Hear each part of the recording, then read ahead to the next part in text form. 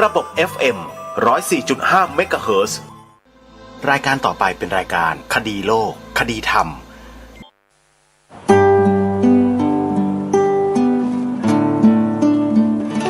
กล้าคิดก็ต้องกล้าทำอย่ากลัวถ้าทำความดีเร่งศึกษาปัญหาให้ทันท่วงทีเมืองไทยจะพัฒนากว่านี้รายการดีๆคดีโลกคดีธรรมขอรำพันบรรยายความคิดเครื่องหมายแห่งสีทั้งสามงามถนัดขาวคือบริสุทธิ์สีสวัสดิ์หมายพระไตรรัตน์และธรรมะคุ้มจิตไทยแดงคือโลหิตเราใสซึ่งยอมสละได้เพื่อรักษาชาติศาสนาน้ำเงินคือสีโสภาอันจอมประชาถ้าโปรดเป็นของส่วนองค์จัดริ้วเข้าเป็นไตรรงค์จึงเป็นสีธงที่รักแห่งเราชาวไทยทหารอวตารนำไปยงยุทธวิชัยวิชิตก็ชูเกียรติสยาม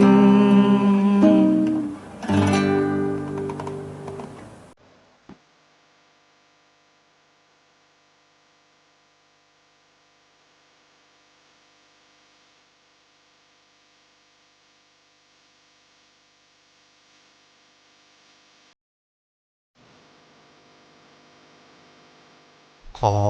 กราบถวายความนอบน้อมแด่พระรัตนตรัย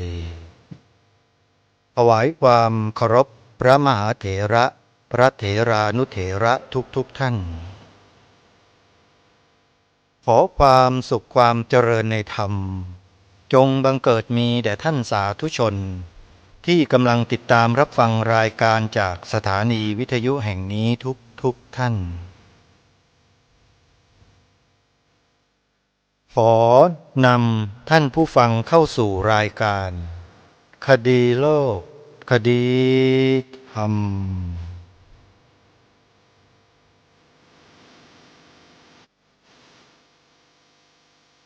พบกันวันนี้วันแรม15 ค่ำเดือน 8วันนี้ตรงกับวันอาทิตย์ที่ 4 สิงหาคมพระพุทธศักราช 2567 รายการคดีโลกคดีธรรมมาพบกับสาธุชนเป็นปกติทุกวันจันทร์ถึงวันศุกร์และวันเสาร์อาทิตย์ทางสถานีวิทยุแห่งนี้ท่านผู้ฟังสามารถติดตามรับฟังรายการนี้ผ่านทางสถานีวิทยุพระพุทธศาสนาแห่งชาติคลื่นต่างๆในหลายๆจังหวัดได้เช่นเวลา 9 นาฬิกาสามารถรับฟังรายการนี้ทางสถานีวิทยุวัดหนองกายอำเภอแม่แตงจังหวัดเชียงใหม่ FM 99.75 เมกะเฮิรตซ์และสถานีวิทยุวัดอารามมงคลอำเภอยางตลาดจังหวัดกาฬสินธุ์ FM 89 เมกะเฮิรตซ์และสถานีวิทยุวัดศรีอุดมวงศ์อำเภอวังสะพุงจังหวัดเลย FM 101.75 เมกะเฮิรตซ์ในเวลา 10 นาฬิการับฟังรายการนี้ผ่านทางสถานีวิทยุพระพุทธศาสนาแห่งชาติประจำจังหวัดเลยวัดป่าจริยธรรมอำเภอนาด้วงจังหวัดเลย FM 96.50 เมกะเฮิรตซ์และในเวลาเดียวกันรับฟังได้ทางสถานีวิทยุพระพุทธศาสนาจังหวัดสุพรรณบุรีวัดสามชุกอำเภอสามชุกจังหวัดสุพรรณบุรี FM 100.25 เมกะเฮิรตซ์ในเวลา 11 นาฬิการับฟังรายการนี้ได้อีกครั้งหนึ่งทางสถานีวิทยุพระพุทธศาสนาแห่งชาติประจำจังหวัดเชียงใหม่วัดฝายหินอำเภอเมืองจังหวัดเชียงใหม่ FM 104.50 เมกะเฮิรตซ์ในเวลา 13 นาฬิกาบ่ายโมงตรงสามารถรับฟังรายการนี้ได้อีกครั้งหนึ่งทางสถานีวิทยุพระพุทธศาสนาแห่งชาติประจำจังหวัด101วัดบ้านปลาคูนอำเภอโพนทรายจังหวัด101 FM 104.50 เมกะเฮิรตซ์และเวลา 24 นาฬิกาหรือเที่ยงคืนสามารถรับฟังรายการนี้ได้อีกครั้งหนึ่งทางสถานีวิทยุพระพุทธศาสนาแห่งชาติประจำจังหวัดเชียงใหม่วัดฝายหินตำบลสุเทพอำเภอเมืองจังหวัดเชียงใหม่คลื่น FM 104.50 เมกะเฮิรตซ์และท่านผู้ฟังยังสามารถรับฟังรายการนี้ผ่านสถานีวิทยุดังกล่าวได้ทั่วโลกโดยสถานีวิทยุออนไลน์ในแต่ละสถานีซึ่งในปัจจุบันได้รวมกันอยู่ในแอปพลิเคชันหนึ่งเดียวจำนวน50สถานีแอปพลิเคชันชื่อว่าวิทยุพุทธศาสนาทั่วไทย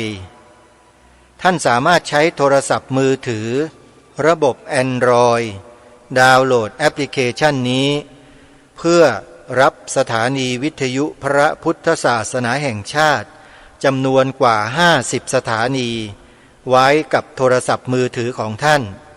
และสามารถเปิดฟังได้ในทุกพื้นที่ของประเทศไทยของเรานี่คือความสะดวกความง่ายในการฟังธรรมะที่พระสงฆ์ในประเทศไทยของเราได้จัดได้ทำได้พัฒนาให้มีขึ้นโดยเฉพาะแอปพลิเคชันวิทยุพุทธศาสนาทั่วไทยที่วัดป่าจริยธรรมได้จัดได้ทำและพัฒนาขึ้นมาเพื่อส่งเสริมให้พุทธศาสนิกชนคนไทยของเราได้ศึกษาเรียนรู้ธรรมะผ่านสถานีวิทยุต่างๆเหล่านั้นตลอด24ชั่วโมงเป็นการพัฒนาภูมิปัญญาความรู้ในทางพระพุทธศาสนาแบบลงทุนน้อยที่สุดใครก็ตามที่แนะนำให้ผู้อื่นดาวน์โหลดแอปพลิเคชันวิทยุพุทธศาสนาทั่วไทยนี้ผู้บอกนั้นได้บุญทุกวันได้บุญทั้งกลางวันและกลางคืนโดยเฉพาะใครที่เริ่มบอกตั้งแต่เริ่มต้นก็จะได้บุญมากกว่าผู้อื่นเพราะเมื่อผู้อื่นดาวน์โหลดแล้วเขาก็จะบอกต่อกันไปกว้างขวางยิ่งขึ้นใครที่บอกก่อนได้บุญก่อนและได้บุญเพิ่มขึ้นทุกวันรีบบอกรีบแจ้งกันนะโยมนะดาวน์โหลดแอปพลิเคชันนี้กันเถอะได้บุญด้วยกันแอปพลิเคชันที่ชื่อว่าวิทยุพุทธศาสนาทั่วไทยแล้วก็ยินดีที่จะรับสถานีวิทยุพระพุทธศาสนาคลื่นต่างๆที่มีอยู่ในประเทศไทยให้เข้ามารวมกันอยู่ในแพลตฟอร์มเดียวกันนี้มาปรากฏอยู่ในแอปพลิเคชันเดียวกันเพราะว่าทางวัดป่าจริยธรรมนั้นต้องการบริการ สถานีวิทยุของครูบาอาจารย์ของเราโดยไม่เลือกว่าท่านจะเป็นสายไหนจะเป็นคณะไหนจะเป็นนิกายใดก็แล้วแต่ถ้าเป็นคำสอนของพระสัมมาสัมพุทธเจ้าแล้วยินดีต้อนรับถ้าครูบาอาจารย์รูปใดผู้อำนวยการสถานีวิทยุพระพุทธศาสนารูปใดนะครับมีความพร้อมที่จะเข้าร่วมในแอปพลิเคชันดังกล่าวสามารถติดต่อสอบถามโดยตรงที่วัดป่าจริยธรรมนะครับเข้าไปดูในเว็บไซต์ของวัดป่าจริยธรรมได้เลยพิมพ์ชื่อเว็บไซต์ว่า www.wadpa.net นะครับไม่ใช่ .com นะครับวัดป่า .net แล้วเข้าไปดูรายละเอียดในนั้นได้เลยนะฮะนี่เป็นอีกช่องทางหนึ่งของการมีส่วนร่วมงานเผยแผ่ธรรมในพระพุทธศาสนาซึ่งสร้างสรรค์ขึ้นโดยพระครูจริยสารธรรมเจ้าคณะอำเภอนาด้วงเจ้าอาวาสวัดป่าจริยธรรมอำเภอนาด้วงจังหวัดเลยครับต้องขอกราบขอบคุณคณะสงฆ์ของวัดป่าจริยธรรมทุกรูปที่ได้การสนับสนุนสิ่งเหล่านี้นะแล้วก็สร้างประโยชน์ให้กับส่วนรวมอย่างมากรายการคดีโลกคดีธรรมก็ได้อาศัยครูบาอาจารย์ทุกรูปที่เอ่ยนามมานะครับแต่ละวัดนี่แหละครับช่วยเผยแพร่แนวคิดอุดมการณ์ชาติร่วมกันอุดมการณ์นี้ไม่ใช่เป็นอุดมการณ์ที่ต้องการไปเบียดเบียนทำลายใครแม้แต่นิดเดียวแต่เป็นอุดมการณ์รักษาประเทศชาติความเป็นชาติของเราไว้การรักษาความเป็นชาติไทยไว้รักษาความเป็นไทยไว้นั้นเราเองที่เป็นคนไทยเนี่ยต้องชัดเจนคำว่าชัดเจนไม่ใช่พลุบๆโผล่ๆกลัวกล้าไม่ใช่ฮะมันต้องชัดเจนในทุกมิติของความเป็นไทยรายการนี้จึงจับที่ธงชาติไทยเป็นหลักเพราะนี่คือจุดศูนย์รวมของความเป็นไทยทั้งหมดอยู่ในผืนธงทั้งหมดเลยองค์พระมหากษัตริย์ไทยทรงสร้างธงผืนนี้ขึ้นเพื่อเราลูกหลานไทยในวันนี้แหละที่เราจะต้องมาสืบสารรักษาต่อยอดของพระองค์ท่านไม่ใช่มาช่วยกันเหยียบย่ำทำลายด้วยการบิดเบือนเหมือนอย่างที่คนมันทำกันอยู่ขออภัยนะที่ใช้คำนี้มันไม่ใช่คนน่ะที่มาทำลายเนี่ยเพราะฉะนั้นเราจึงยอมข้อนี้ไม่ได้รายการคดีโลกคดีธรรมจึงต้องมาใช้ภาษาพูดในลักษณะแบบนี้แหละเพราะอดรนทนกับคนพวกนี้มานานแล้วนะโยมญาติโยมท่านผู้ฟังที่เป็นพระเจ้าพระสงฆ์คฤหัสถ์เนี่ยไม่รู้ข้อมูลอะไรก็ขอให้ท่านทราบไว้ว่าสิ่งเหล่านี้มันเกิดขึ้นกับชาติบ้านเมืองของเราจริงๆโดยที่ผู้ที่อยู่ในพื้นที่ต่างจังหวัดในส่วนภูมิภาคจะไม่ทราบข้อมูลเหล่านี้เลยเพราะไม่ได้อยู่ในส่วนกลางและไม่ได้เคลื่อนไหวในเรื่องราวเหล่านี้แต่สำหรับผู้ดำเนินรายการที่กำลังพูดกำลังบ่นอยู่เนี่ยเป็นผู้อยู่กับหลักฐานข้อมูลเหล่านี้ทั้งหมดและเป็นคนนำมาเผยแพร่นำมาตีแผ่ให้พี่น้องคนไทยเรารับทราบมาตั้งแต่ปีพระพุทธศักราช 2553 จริงๆเรื่องนี้มีมาก่อนหน้านี้อีกเกิดขึ้นและได้เห็นประจักษ์ด้วยตัวเองมาตั้งแต่ปีพระพุทธศักราช 2547 เดือนพฤศจิกายนวันที่ 22 จำได้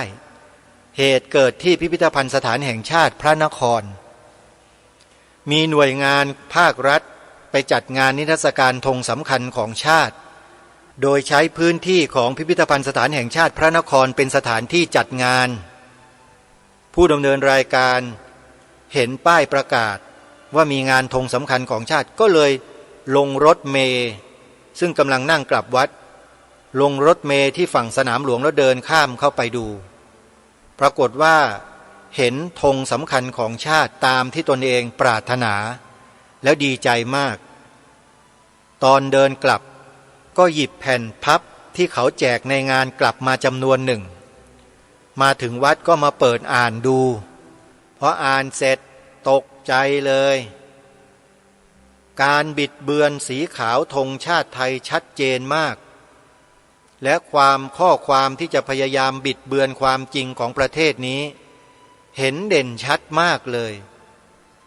ก็เลยไม่รีรอออกไปที่ร้านถ่ายเอกสารเป็นยกใหญ่เลยเอกสารชุดนี้แล้วก็แจกไปยังครูบาอาจารย์ต่างๆแทบจะทั้งประเทศก็ว่าได้ไม่ทราบว่าครูบาอาจารย์ในส่วนภูมิภาคที่ยังมีชีวิตอยู่ที่ได้รับเอกสารผมเนี่ยยังจำเอกสารชุดนั้นได้หรือไม่ผมเป็นคนทำแจกไปเองครับในนามของศูนย์พิทักษ์พระพุทธศาสนาแห่งประเทศไทยคือทำไปหลายส่วนมากด้วยงบประมาณส่วนตัวนะงบประมาณส่วนตัวนะโยมไม่ได้ไปขอใครเลยทำด้วยหัวจิตหัวใจที่มุ่งมั่นมากๆในยุคนั้นปีพระพุทธศักราช2545 46 47 48 49 50 51 52จนกระทั่งเกิดเรื่องเกิดราวกับตัวเองนั่นแหละปี50ก็เพลาๆลงนิดหนึ่งแต่ถามว่าหยุดไหมโยมฟังรายการคดีโลกคดีธรรมอยู่ทุกวันนี้โยมว่าอาตมาหยุดหรือเปล่าไม่เคยหยุดทำหน้าที่อยู่ตลอดหวังว่าสักวันหนึ่งเทพเทวาคงจะเห็นใจแล้วก็เปิดทางให้ผู้ที่มีบารมีเข้ามาสนับสนุนรายการคดีโลกคดีธรรมให้ได้ทำอะไรได้มากกว่านี้ได้ดีกว่านี้ได้เกิดประสิทธิผลและประสิทธิภาพมากกว่านี้ไม่ใช่นั่งทำอยู่คนเดียวโดยไม่มีใครเข้ามาข้องเกี่ยวช่วยเหลืออะไรก็อธิษฐานจิตอยู่เสมอนะว่าถ้าเทพเทวาฝ่ายสัมมาทิฏฐิของบ้านของเมืองยังมีอยู่แสดงฤทธิ์แสดงเดชออกมาหน่อยสิไม่ใช่ไปกินนอนก็อยู่บนสวงสวรรค์กันเฉยๆบ้านเมืองที่สร้างตัวเองมาให้เป็นเทวดาเนี่ยกำลังเดือดร้อนอยู่ทำไมไม่ลงมาช่วยรายการคดีโลกคดีธรรมทำหน้าที่ประกาศบอกอยู่อย่างนี้ทุกวันทำไมไม่ลงมาช่วยล่ะท่านยังมีชีวิตกันอยู่หรือเปล่าเทวดาบางทีก็ถามในใจอย่างเนี้ยเทวดาฝ่ายสัมมาทิฏฐิยังมีชีวิตกันอยู่ไหมถ้ามีลงมาช่วยหน่อยมาบอกเศรษฐีใจบุญคฤหัสถ์ใจดีเศรษฐีใจบุญน่ะให้เขามาช่วยสนับสนุนหน่อยเถอะมีอะไรจะต้องทำเยอะแยะเลยแต่ไม่มีใครสนับสนุนก็เลยทำได้ตามเรียกว่าอัตภาพของตนเองก็ได้แต่พูดรายการอยู่อย่างนี้แล้วก็มีข้อมูลที่ส่งไปตามโซเชียลที่ทำขึ้นมาแต่ก็ยังไม่สามารถปลุกคนจำนวนมากให้ตื่นรู้กับสถานการณ์นี้ได้ทั้งหมดก็ค่อยๆทำไปเรื่อยๆก็หวังนะฮะว่าเทพเทวาฝ่ายสัมมาทิฏฐิจะมองเห็นคุณค่าและประโยชน์ที่ทำอยู่ทุกวันนี้บ้างถ้าไม่เห็นก็ไม่เป็นไรไม่ได้ว่าท่านหรอกก็ให้ท่านอยู่เสวยสุขสบายอยู่บนสวงสวรรค์กันต่อไปก็แล้วกันหมดบุญเมื่อไหร่ก็รู้เองแหละไม่ช่วยชาติบ้านเมืองของตัวเองบรรพบุรุษตัวเองก็เดี๋ยวก็รู้เองนั่นแหละเทวดาเนี่ยก็มีอายุเหมือนกันไม่ใช่ว่าท่านจะไม่หมดนะบุญท่านน่ะเสวยอยู่บนชั้นสวงสวรรค์อย่างเดียวมันก็หมดนะบุญนะท่านไม่มาเสริมสร้างบารมีกันเนี่ยเดี๋ยวก็หมดนะแล้วเดี๋ยวผลัดกันเดี๋ยวพออาตมาภาพนะสมมุตินะฮะไม่ได้ยกตัวเองถ้าขึ้นไปอยู่บนนั้นบ้างแล้วเดี๋ยวจะทำให้ดูเป็นตัวอย่างจะลงมาดลจิตดลใจคนใหญ่คนโตเนี่ยให้เกิดสติปัญญาเปิดหูเปิดตาให้รู้จักสำนึกในบุญคุณของบรรพชนบรรพบุรุษเดี๋ยวจะทำให้ดูถ้าเกิดไปเป็นเทวดาเนี่ยแต่ทีนี้ไม่รู้จะไปเกิดเป็นหรือเปล่าโยมอาจจะเป็นแมวเป็นไก่ที่ไหนก็ได้ใครจะรู้เพราะชีวิตเบื้องหน้าหลังจากตายแล้วไม่มีใครสามารถจะรู้ตัวเองได้หรอกว่าจะไปเกิดเป็นอะไรแต่รู้ได้อย่างเดียวคือรู้อย่างเดียวว่าก่อนจะตายเนี่ยจิตมันตวัดไปหาอะไรอารมณ์ไหน เมื่อไปหาอารมณ์นั้นแล้วมันก็ไปตามที่อารมณ์นั้นปรากฏเนี่ยเขาเรียกว่ากรรมนิมิตคตินิมิตถ้าใครเรียนพระอภิธรรมแล้วก็จะทราบเรื่องนี้ดีนะคนเราไม่ว่าจะทำอะไรไว้ในโลกนี้ที่เป็นมนุษย์แต่ถ้าจิตใกล้จะตายจิตนั้นมันไปเสพอารมณ์ที่มันคุ้นเคยทำบ่อยๆพูดบ่อยๆคิดบ่อยๆสัมผัสบ่อยๆตัวปฏิสนธิวิญญาณมันก็จะไปหน่วงเอาอารมณ์นั่นแหละมาเป็นแดนเกิดถ้าสมมุติว่าอารมณ์นั้นเป็นอารมณ์ของสัตว์เดรัจฉานไอตัวจุติจิตที่มันดับไปในขณะนั้นแล้วมันเป็นปฏิสนธิจิตในขณะนั้นมันก็กลายเป็นสัตว์เดรัจฉานไปเลยมันขึ้นอยู่กับคตินิมิตที่ปรากฏในมรณาสันนวิถีตรงนั้นโยมถ้าเรียนแล้วเราจะเข้าใจเรื่องเหล่านี้ดีนะศึกษาเรียนรู้แล้วจะเข้าใจแต่จะให้มาอธิบายให้ฟังเท่าไหร่มันก็ไม่รู้เรื่องหรอกโยมเพราะโยมยังไม่เข้าใจถึงดวงจิตในแต่ละดวงที่บูรพาจารย์ในสมัยโบราณท่านได้อธิบายขยายความไว้แต่ละดวงเนี่ยว่ามีเจตสิกดวงใดรูปใดมาปะปนมาสะสมมีสหรคตมาสัมปยุตมันต้องเรียนไม่เรียนมันจะไม่เข้าใจเพราะเรื่องนี้เป็นเรื่องที่มีความละเอียดอ่อนมากยิ่งกว่าวิทยาศาสตร์หลายล้านเท่าจริงๆวิทยาศาสตร์นี่ยังเด็กๆแต่พุทธศาสตร์โดยเฉพาะเรื่องของปัญญาญาณอย่างรู้ของพระสัมมาสัมพุทธเจ้าแล้วเนี่ยเหนือกว่าวิทยาศาสตร์ในยุคนี้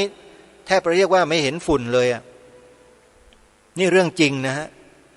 ใครที่ไม่เคยศึกษาหลักธรรมคำสอนของพระสัมมาสัมพุทธเจ้าอย่าเพิ่งปฏิเสธในสิ่งที่พูดนะอย่าเพิ่งปฏิเสธไปศึกษาให้ดีให้ถ่องแท้เสียก่อนที่จะปฏิเสธถ้าปฏิเสธทันทีแปลว่าไม่ใช่นักศึกษาไม่ใช่นักเรียนรู้แต่เป็นนักอะไรอ่ะนักเสพนักบริโภคเขาเรียกว่าพวกคอน sumer พวกบริโภคนิยมเสพแต่อารมณ์อย่างเดียวไม่ได้สนใจเรื่องสติเรื่องปัญญาเรื่องอะไรเลยนะมันก็มีในสังคมเราเนี่ยมีประเภทนี้มีอยู่ท่านผู้ฟังข้างนอกก็ดูดีแต่ปัญญาข้างในนี่คนละเรื่องเลยเยอะแยะเป็นอย่างนี้มากมายไปในสังคมโลกเนี่ยดังนั้นคนเราเนี่ยเขาไม่ได้ดูกันที่เปลือกนอกอยู่ที่ภายนอกเขาไม่ได้ดูกันที่แผ่นกระดาษที่เอามาโชว์หรากันอยู่ไม่ใช่นะครับมันไม่ใช่นะฮะเรื่องของสภาวะข้างในเนี่ยองค์สมเด็จพระสัมมาสัมพุทธเจ้าทรงรับรองไว้ทุกอย่างเรียบร้อยหมดแล้วครับตามสภาวะตามเหตุและตามปัจจัยที่เป็นจริงใครจะเป็นอะไรสำเร็จขั้นไหนอย่างไรพระเจ้าทรงวางหลักไว้หมดแล้วว่าระดับนี้ขจัดกิเลสได้แค่ไหนระดับนี้ได้แค่ไหนระดับนี้ได้แค่ไหนอย่างไรเรื่องของอริยบุคคลทั้งสี่เนี่ยแหละฮะซึ่งสามารถขจัดกิเลสได้เท่าไหร่ท่านได้กำหนดเอาไว้ให้เราศึกษาเรียนรู้กันหมดแล้วและไม่มีใครรู้นอกจากตัวเราเองเท่านั้นนะครับไม่มีใครรู้ได้นะฮะว่ากิเลสเราเนี่ยมากน้อยลดถอยหรือเติมเพิ่มมากขึ้นไม่มีใครรู้เท่าตัวเราเององค์สมเด็จพระสัมมาสัมพุทธเจ้าจึงตรัสให้เราเจริญสติปัฏฐานสี่เพื่อศึกษาเรียนรู้สิ่งเหล่านี้โดยเฉพาะรู้ไปทำไมรู้เพื่อระวังรักษาจิตให้นิ่ง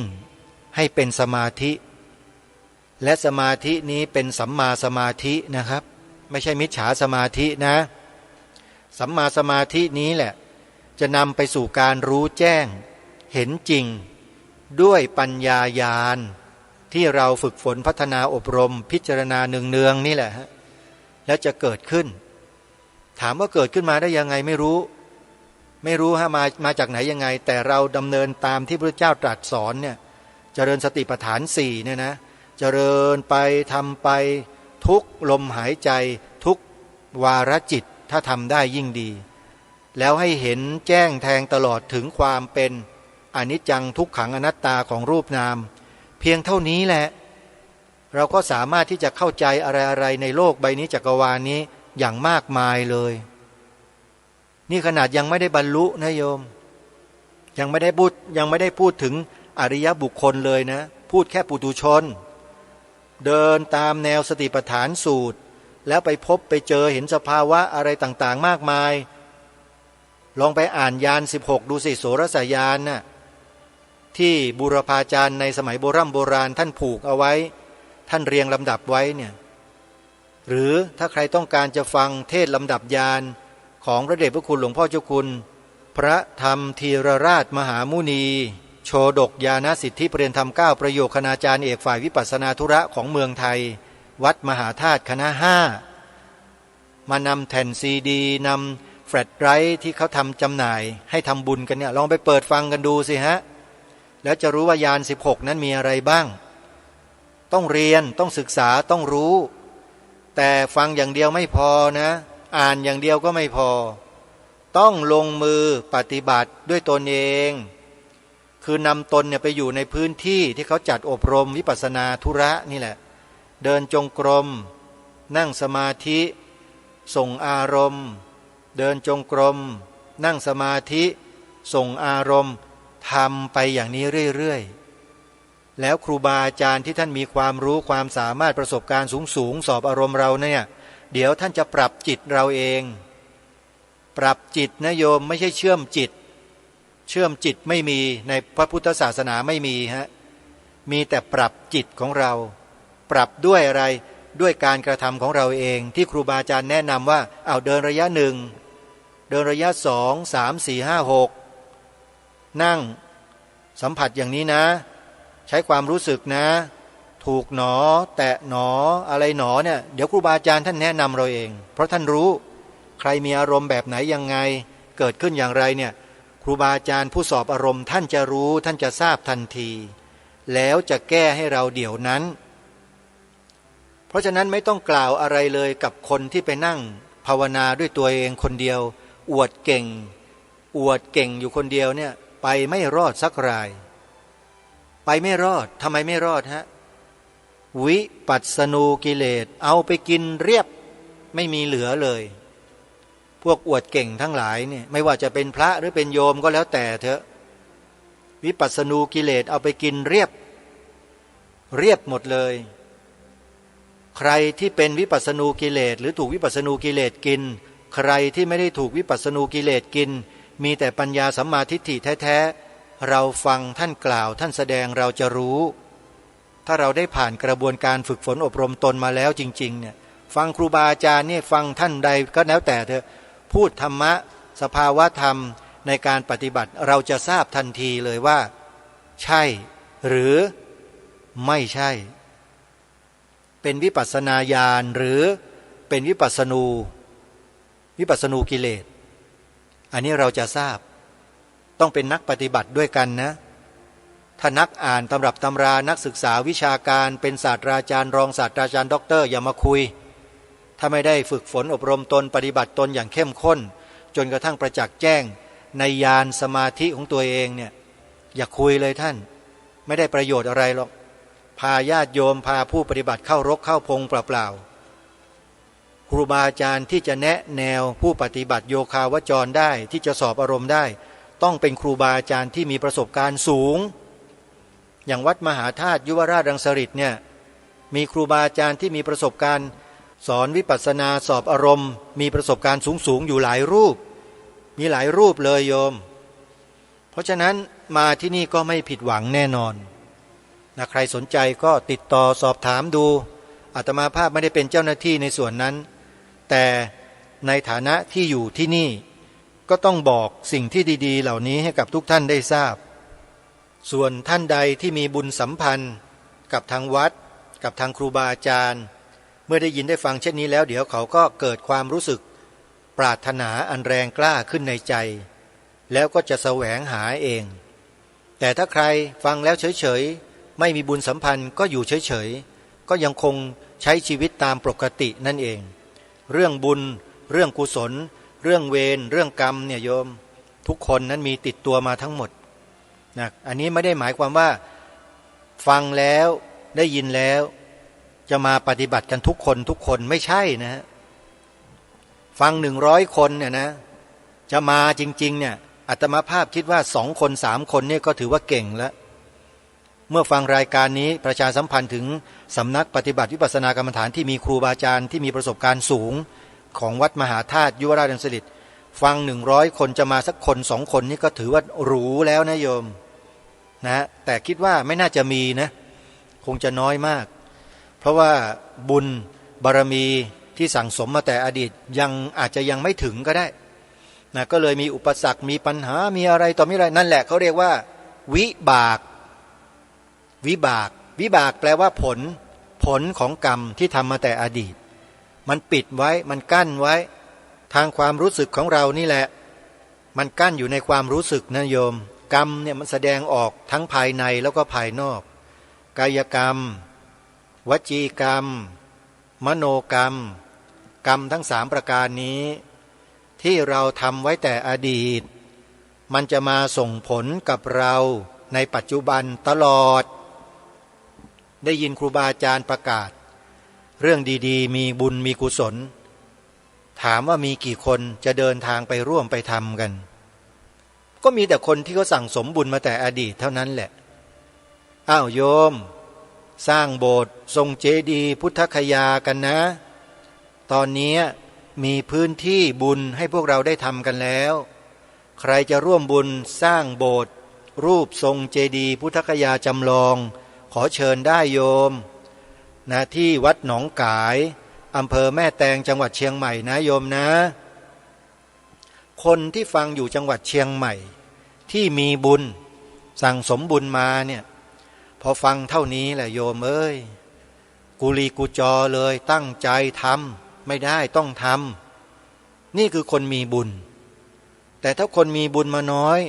ก็คิดแล้วคิดอีก2 จิต 2 ใจไปดีไม่ดียังไงกฐินปีนี้วัดหนองกายประกาศกันทุกๆต้นชั่วโมงเลยเราจะเป็นเจ้าภาพสักกองหนึ่งครึ่งกองจะดีหรือว่าจะไปร่วมกับใครเขาดีไหมอันนี้คนครึ่งกลางส่วนคนที่ไม่มีศรัทธาไม่มีบุญเลยมีกรรมมาบังตลอดคือพอฟังแล้วก็เอาอีกแล้วไอ้พระรูปนี้โฆษณาประชาสัมพันธ์บอกบุญหากินอีกแล้วนี่คนมีบาปก็จะพูดแบบนี้เห็นไหมคนในสังคมเรามันมีแบบนี้โยมมันเป็นเรื่องปกติธรรมดาไม่ใช่เป็นเรื่องที่เราจะต้องไปโกรธไปแค้นไปเคืองอะไรใครมันเป็นธรรมดาของสัตว์โลกพระพุทธเจ้าก็ตรัสไว้ชัดเจนว่ากรรมมุนาวัตตีโลโกสัตว์โลกย่อมเป็นไปตามกรรมมีคนเอาไปแปลผิดทำลายพุทธพจน์ของพระสัมมาสัมพุทธเจ้าเล่นเป็นตลกเนี่ยเขาบอกว่ากรรมมุนาวัตตีโลโกสัตว์บกมากกว่าสัตว์น้ำเนี่ยไอ้แบบนี้ก็มีเนี่ยเขาเรียกว่าเล่นตลกก็ระวังกรรมจะกินกระบาลเอาพวกเล่นตลกไม่รู้จักที่สูงที่ต่ำเนี่ยใช้คำของพระสัมมาสัมพุทธเจ้ามาล้อเล่นไม่ได้นะโยมมาเอามาทำมาหากินก็ไม่ได้นะตกนรกอย่างเดียวอบายภูมิเป็นที่หวังได้เลยแหละอันตรายมากจะป่วยกล่าวไปยัยกับผู้ที่บิดเบือนคำสอนของพระสัมมาสัมพุทธเจ้าล่ะพวกนี้ยิ่งหนักเลยแปลคำว่าตัณหาไปคนละเรื่องคนละราวกันเลยจนกระทั่งเป็นคดีความคณะสงฆ์ออกประกาศนียกรรมเล่นงานเมื่อปี32เนี่ยแล้วก็แพ้คดีศาลฎีกาสั่งให้มีความผิดเนี่ยไอ้พวกตีความคำสอนของพระสัมมาสัมพุทธเจ้าเพี้ยนเนี่ยพวกนี้นรกทั้งนั้นโยมนรกทั้งนั้นเลยเป็นที่หวังได้ตีความคำสอนของพระสัมมาสัมพุทธเจ้าผิดเพี้ยนนะบาปมหันต์มากโบราณนี่เขาถือนักถือหนาการตีความคำสอนของพระสัมมาสัมพุทธเจ้าเนี่ยเขาไม่กล้ากันเลยนะถึงแม้ว่าจะตีให้ถูกตีด้วยเจตนาที่ดียังไงเขาก็ไม่กล้าเขาต้องถามสอบทานดูนะครูบาอาจารย์เทียบเคียงคัมภีร์โบราณหลายๆคัมภีร์ว่าศัพท์นี้ความประโยคนี้ท่านหมายถึงอะไรแล้วก็มาศึกษามาสอบถามกันในหมู่ในคณะอีกรอบหนึ่งตัดสินกันด้วยการพิจารณาแล้วก็ถึงจะร่างทำเป็นตัวหนังสือเป็นพระไตรปิฎกให้เราได้ศึกษาเรียนรู้ได้อ่านกันถึงทุกวันนี้นี่นะโยมเพราะฉะนั้น ตัวอักษรทุกตัวในคัมภีร์พระไตรปิฎกอรรถกถาฎีกาเนี่ยนะโบราณอาจารย์ครูบาอาจารย์ท่านได้จัดท่านได้ทำได้เรียบเรียงไว้เป็นอย่างดีแล้วถูกต้องทั้งหมดแล้วถ้ามีใครมาบอกว่าไม่ถูกต้องอย่างนู้นอย่างนี้ทำให้พวกเราไขว้เขวเกิดความไม่ศรัทธาอย่างมั่นคงคลอนแคลนแล้วก็คนพวกนี้บาปมากเลยโยมคนบาปมันมีอยู่ในสังคมเราเนี่ยดูเหมือนอย่างในงานบุญงานกุศลในวัดวาอารามใหญ่ๆโตๆนะที่มีการจัดงานใหญ่งานโตมีโรงเลี้ยงมากมายมหาศาลไอ้พวกใจบาปมันก็นุ่งขาวห่มขาวปะปนไปกับพุทธบริษัทของเรานี่แหละเสร็จแล้วมันก็เอาถังเอากระสอบเอาอะไรไปใส่ของใส่อะไรเอาไปขายไปกินกันเนี่ยไอ้พวกคนบาปมันก็มีอยู่ปะปนกันอยู่กับพวกเรานี่แหละเพราะฉะนั้นถ้าเราทำจิตทำใจของเราได้เนี่ยปัญหามันก็ไม่เกิดถือว่าเป็นการให้ทานพวกคนเหล่านี้ไปก็แล้วกันจิตใจเราคิดอย่างนี้ก็เป็นบุญเป็นกุศลไปด้วยใช่ไหมฮะก็ดีกว่าคนที่มันมาบิดเบือนคำสอนของพระสัมมาสัมพุทธเจ้าตั้งหลายเท่านะคนพวกนั้นน่ะเลวกว่าคนที่เอากระสอบเอาถังเอาอะไรมาใส่ขนมเอาอาหารไปกินซะอีกคนพวกนี้ยังไม่ทำลายคำสอนพระพุทธเจ้านะแต่คนที่อวดอ้างตัวเองว่าเป็นผู้ดิบผู้ดีมีความรู้นะมีภูมิฐานแต่ปรากฏว่าตีความคำสอนพระพุทธเจ้าเพี้ยนผิดไปเนี่ยพวกนี้แหละเลวที่สุดเลวมากเลวไม่เลวอ่ะลองคิดดูพิจารณาดูให้ดีนะว่าเลวไหมนะถ้าไม่เลวผู้พิพากษาในสมัยอดีตจะตัดสินให้มีความผิดจำคุกได้ยังไงล่ะก็แปลว่าผิดจริงเลวจริงใช่ไหมเนี่ยอันนี้เรื่องราวเรื่องจริงนะที่เกิดขึ้นกับพระพุทธศาสนาในเมืองไทยของเราจริงๆเมื่อปีพระพุทธศักราช 2532 คณะสงฆ์ตั้งคณะการกะสงฆ์ขึ้นโดยมีพระเดชพระคุณท่านเจ้าคุณพระเทพดีลกวัดบวรนิเวศวิหารสมัยนั้นเป็นเลขานุการคณะการกะสงฆ์เป็นผู้ประกาศนียกรรมต่อกลุ่มบุคคลกลุ่มหนึ่งที่บิดเบือนหลักธรรมคำสอนของพระสัมมาสัมพุทธเจ้าให้ผิดเพี้ยนไปอย่างมากมายแล้วศาลก็พิพากษาคนเหล่านั้นมีความผิดตลอดกาลไม่มีถูกนะฮะถ้ายังดื้อดึงอยู่ในผิดตลอดยังไม่ยอมกลับเนื้อกลับตัวกลับหัวกลับหางนี่ผิดตลอดครูบาอาจารย์มหาปรริญญาทั้งหลายพระภิกษุสามเณรคฤหัสถ์ญาติโยมจึงต้องหมั่นศึกษาเล่าเรียนพระบาลีกันให้หนักๆให้เยอะๆมากๆเพื่อสืบสารรักษาต่อยอดหลักธรรมคำสอนพระสัมมาสัมพุทธเจ้าที่ถูกต้องดีงามเอาไว้ด้วยการศึกษาเล่าเรียนเดี๋ยวนี้ทางสำนักเรียนบาลีบางสำนักเปิดโอกาสให้ญาติโยมเรียนแบบฟรีสไตล์เลยโยมอยากไปเรียนไหมชีวิตนี้ข้าพเจ้าขอทุ่มเทเสียสละและชีวิตข้าพเจ้าที่เหลืออยู่จะขอเรียนพระบาลีเรียนพระไตรปิฎกใครสนใจมั่งมีไหมโยมลมหายใจเรามันเหลือน้อยแล้วนะถ้าโยมปรารถนานะโยมนะมีสำนักเรียนนะอย่างน้อยๆเนี่ยอาตมาภาพก็มองเห็นแล้ว2 สำนัก 1. วัดวิหารธรรมตำบลโสมเยี่ยมอำเภอน้ำโสมจังหวัดอุดรธานีของพระอาจารย์มหาสมปองมุทิโตพระอาจารย์สายบาลีใหญ่อาตมาเองอาตมาเป็นลูกศิษย์ท่านรุ่นแรกท่านสอนอยู่ที่สำนักที่วัดของท่านที่อุดรธานีญาติโยมไปเลยไปอยู่ที่นั่นไปกินไปนอนไปเรียนอยู่ที่นั่นเลยชีวิตนี้ข้าพเจ้าขอถวายชีวิตให้แก่พระรัตนตรัยแล้วจะใช้ลมหายใจร่างกายที่มีอยู่ที่เหลืออยู่ศึกษาพระบาลีให้เข้าใจให้เรียนรู้คำสอนของพระสัมมาสัมพุทธเจ้าได้ด้วยตัวเองปรารถนาสิฮะแล้วก็เดินทางไปถ้าหากว่าอุดรธานีไกลถามว่าใกล้ๆกรุงเทพมีไหมเจ้าคะมีที่ไหนคะสมุทรปราการโยมไกลไหมสมุทรปราการนี่ไกลจากกรุงเทพไหมโยมไม่ไกลอยู่ที่ไหนเจ้าพระคุณเจ้าวัดจากแดงอำเภอพระประแดงจังหวัดสมุทรปราการวัดจากแดงอยู่ที่ตำบลเพชรฉหึงชื่อตำบลเขา นะฮะซอยเพชรหึง10ซอย10โยมเดินทางไปตามถนนเพชรหึงเรียบแม่น้ำเจ้าพระยาไปนี่แหละผ่านคลองลัดโพไปแล้วก็จะไปถึงวัดทรงธรรมก่อนแล้วก็จะถึงวัดจากแดงโดยลำดับ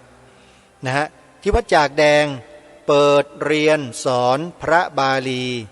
แผนกบาลีใหญ่เรียนพระไตรปิฎกเรียนพระอภิธรรมเรียนบาลีน้อยเรียนสารพัดที่จะเรียนที่เกี่ยวกับคัมภีร์ทางพระพุทธศาสนาเนี่ยโยมขอให้ไปเถอะ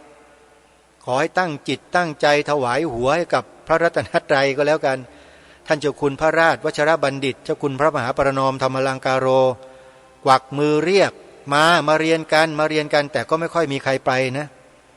เพราะการเรียนจะต้องใช้ความเพียรเยอะความเพียรมากต้องอดทนต้องต่อสู้การเรียนพระบาลีเนี่ยโยมอาตมาภาพเคยเรียนมาแล้วไม่ใช่ไม่เคย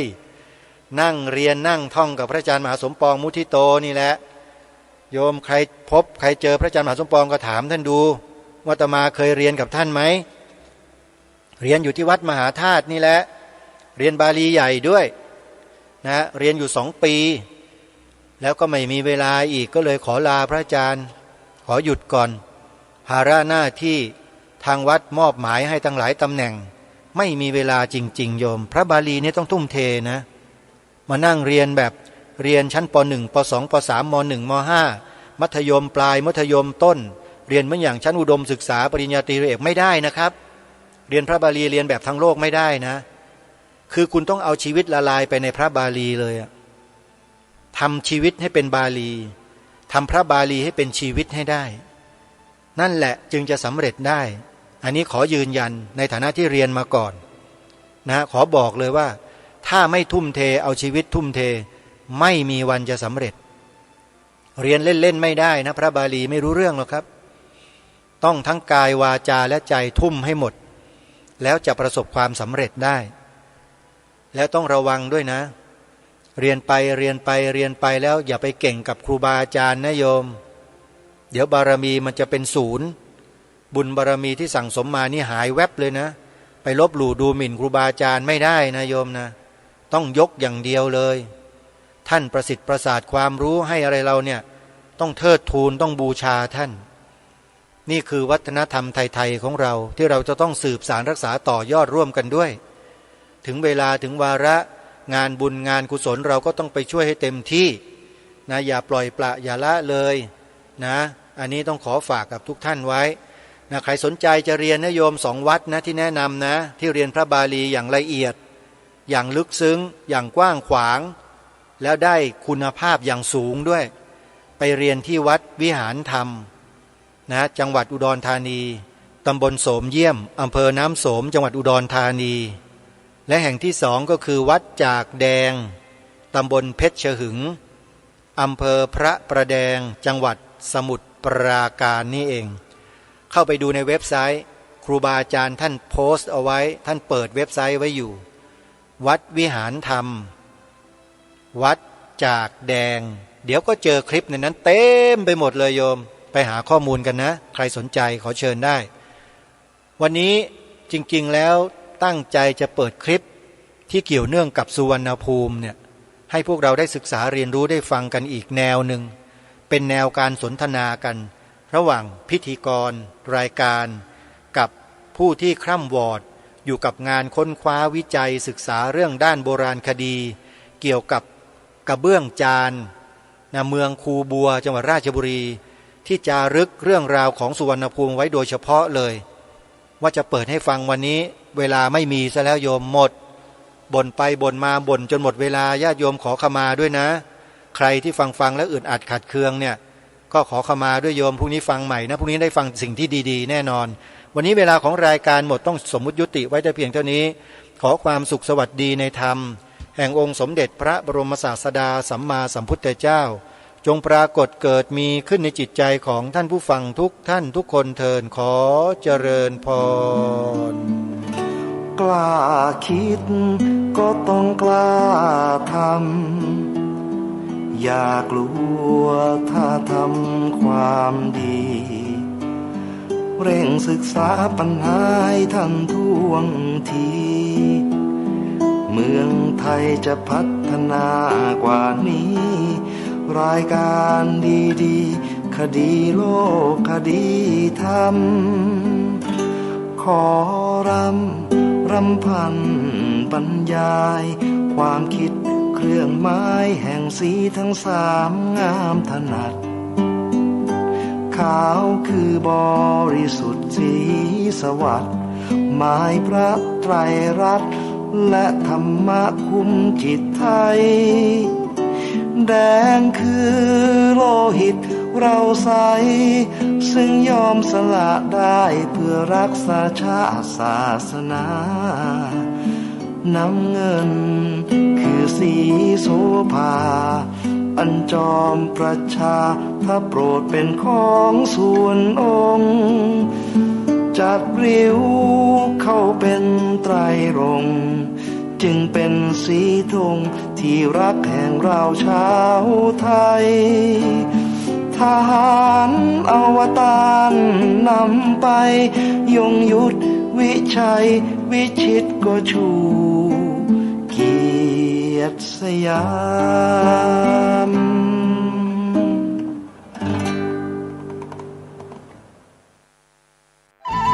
ที่จบไปแล้วนั้นเป็นรายการคดีโลกคดีธรรมดำเนินรายการโดยพระครูปลัดณรงค์ฤทธิ์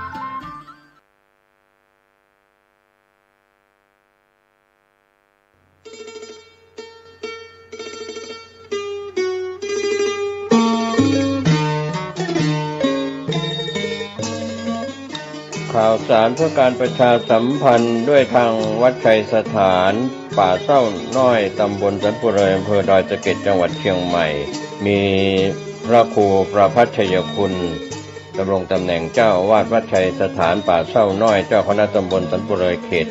2พร้อมคณะศรัทธาและผู้ใจบุญร่วมบูรณะวิหารหลังใหญ่ของวัดในช่วงหลายเดือนที่ผ่านมาขณะนี้การบูรณะใกล้จะแล้วเสร็จก่อนเข้าพรรษาในช่วงเทศกาลเข้าพรรษาปีนี้จะใช้เป็นสถานที่บำเพ็ญกุศลตลอดฤดูกาลเข้าพรรษาและออกพรรษาก็มีการบูรณะเปลี่ยนหลังคากระเบื้องทั้งหมดแล้วก็บูรณะในส่วนต่างๆใกล้จะแล้วเสร็จหลายท่านที่ยังไม่มีโอกาสจะได้ร่วมบุญร่วมกุศลก็สามารถติดต่อสอบถามและร่วมทำบุญได้ที่พระครูประภัชชัยคุณเจ้าคณะตำบลสันปุเรอเขต 2เจ้าอาวาสวัดชัยสถานตำบลสันปุเรออำเภอดอยสะเก็ดจังหวัดเชียงใหม่หมายเลขโทรศัพท์0876572458 0876572458หรือที่0531143332ได้ทุกวันก็เป็นการบูรณะวิหารหลังใหญ่ของวัดชัยสถานป่าเศร้าน้อยตำบลสันปุเรออำเภอดอยสะเก็ดจังหวัดเชียงใหม่ก็ขออนุโมทนากับหลายคนหลายท่านได้ร่วมทำบุญไปแล้วและหลายท่านยังไม่ได้ร่วมบุญก็สามารถร่วมทำบุญในคราวครั้งนี้โดยทั่วหน้ากัน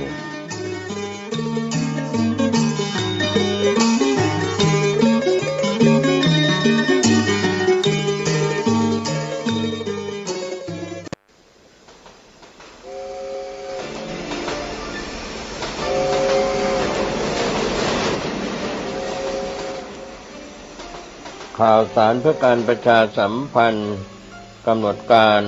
ฟังเทศรายการรถด่วนขบวนพิเศษในฤดูกาลเข้าพรรษาประจำปีพุทธศักราช 2567 ดำเนินงานโดยคณะสงฆ์จังหวัดเชียงใหม่สภานักธรรมจังหวัดเชียงใหม่พุทธสมาคมจังหวัดเชียงใหม่ยุวพุทธิกสมาคมจังหวัดเชียงใหม่สภาวัฒนธรรมอำเภอเมืองเชียงใหม่มูลนิธิพุทธสมาคมชมรมอนุรักษ์วัฒนธรรมประเพณีท้องถิ่นเชียงใหม่ชมรมลูกเสือชาวบ้านจังหวัดเชียงใหม่ทสปช.อำเภอเมืองเชียงใหม่จัดกิจกรรมประจำปีดำเนินงานโดยคณะกรรมการบริหารงานกลุ่มหนุ่มสาวจังหวัดเชียงใหม่รถด่วนขบวนพิเศษ ลำดับที่1วันอาทิตย์ที่28กรกฎาคม2567ไปยังวัดยางกวงตำบลหายาอำเภอเมืองเชียงใหม่จังหวัดเชียงใหม่20 นาฬิกาฟังพระธรรมเทศนา1กัน2วันอาทิตย์ที่4สิงหาคมรถด่วนขบวนที่2ไปยังวัดท่ากระดาษตำบลฟ้าห้ามอำเภอเมืองเชียงใหม่จังหวัดเชียงใหม่20 นาฬิกาฟังพระธรรมเทศนา1กันรถด่วนขบวนที่3จันทร์ที่12สิงหาคมเดินทางไปยังวัดศรีบัวเงินตำบลท่าสาราอำเภอเมืองเชียงใหม่จังหวัดเชียงใหม่20 นาฬิกาจัดกิจกรรมในวันแม่แห่งชาติรถด่วนขบวนที่4วันจันทร์ที่19สิงหาคมเคลื่อนไปยังวัดแม่แก้ดน้อยตำบลป่าไผ่อำเภอสันทรายจังหวัดเชียงใหม่20 นาฬิกาฟังพระธรรมเทศนา1กันรถด่วนขบวนที่5อังคารที่27สิงหาคมรถด่วนเคลื่อนไปยังพุทธสถานเชียงใหม่ตำบลช้างคานอำเภอเมืองเชียงใหม่จังหวัดเชียงใหม่20 นาฬิกาก็เป็นส่วนของชุมชนที่พันเนตรเป็นเจ้าภาพรถด่วนขบวนที่6จันทร์ที่2กันยายนเคลื่อนไปยังวัดวิเวกวนารามตำบลหนองหานอำเภอสันทรายจังหวัดเชียงใหม่20 นาฬิกาฟังพระธรรมเทศนา1กันรถด่วนขบวนที่7อังคารที่10กันยายนเคลื่อนไปยังวัดเมืองรังตำบลป่าตันอำเภอเมืองเชียงใหม่จังหวัดเชียงใหม่20 นาฬิกาฟังพระธรรมเทศนา1กันรถด่วนขบวนที่8อังคารที่17กันยายนเคลื่อนไปยังพุทธสถานตำบลช้างคานอำเภอเมืองเชียงใหม่จังหวัดเชียงใหม่20 นาฬิกาจัดงานวันกตัญญูรถด่วนขบวนพิเศษเที่ยวที่9อาทิตย์ที่22กันยายนเคลื่อนไปยังศูนย์ปฏิบัติธรรมดอยนางเมาะตำบลอ่อนกลางอำเภอแม่อ่อนจังหวัดเชียงใหม่เวลา 13 นาฬิกาเป็นรายการพิเศษกับรายการรถด่วนขบวนพิเศษที่ทางสายเอกดอยนางเมาะอำเภอแม่อ่อนจังหวัดเชียงใหม่รถด่วนขบวนที่10พุธที่25กันยายน